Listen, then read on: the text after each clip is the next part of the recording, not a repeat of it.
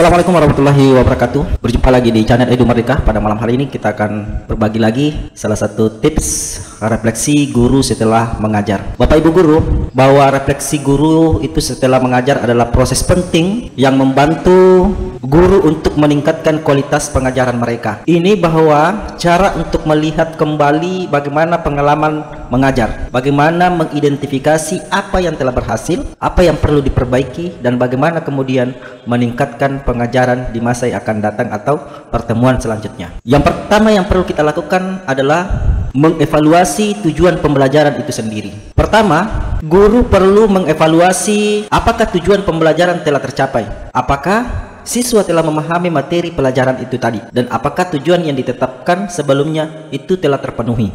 Itu yang pertama, mengevaluasi tujuan pembelajaran. Yang kedua, mengevaluasi metode pengajaran. Guru perlu mengevaluasi metode pengajaran yang digunakan selama proses pembelajaran. Apakah metode tersebut efektif? Apakah ada metode alternatif yang dapat diterapkan untuk meningkatkan pemahaman peserta didik kita? Yang ketiga, mengevaluasi reaksi siswa.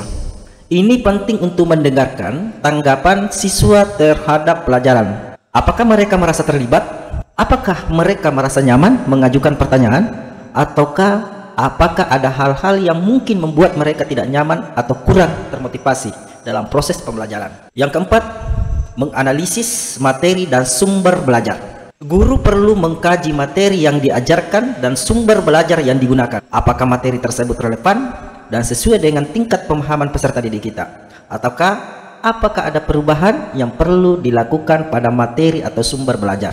Yang kelima, tentunya Bapak Ibu guru membuat catatan dan catatan. Selama proses refleksi, guru sebaiknya membuat catatan tentang apa yang telah berhasil dan apa yang perlu kita perbaiki.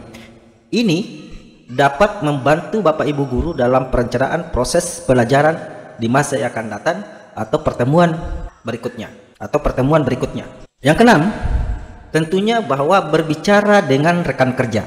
Berdiskusi dengan rekan kerja atau mentor dapat memberikan perspektif tambahan. Mereka dapat memberikan saran dan masukan yang berharga tentang cara meningkatkan pengajaran kita.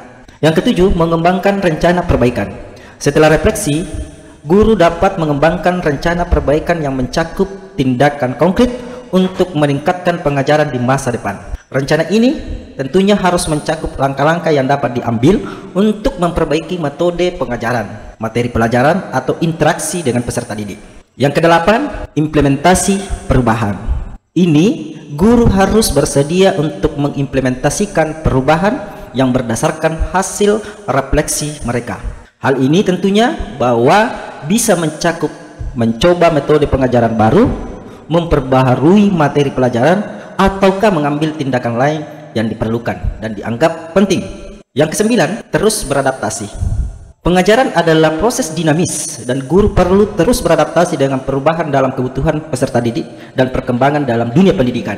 Oleh karena itu, refleksi harus menjadi bagian yang berkelanjutan dalam karir seorang guru. Bapak Ibu guru, itulah 9 poin terkait dengan refleksi guru setelah mengajar. Karena refleksi ini sangat penting bagi teman-teman guru untuk mengetahui apa kekurangan, apa kelemahan setelah proses pembelajaran itu, sehingga diperlukan namanya refleksi dalam proses pembelajaran atau setelah proses pembelajaran. Saya kira seperti itu. Mudah-mudahan apa yang kami bagikan dapat bermanfaat kepada kita semua, khususnya di sekolah kami di SMP Muhammadiyah Rapang. Terima kasih. Assalamualaikum warahmatullahi wabarakatuh.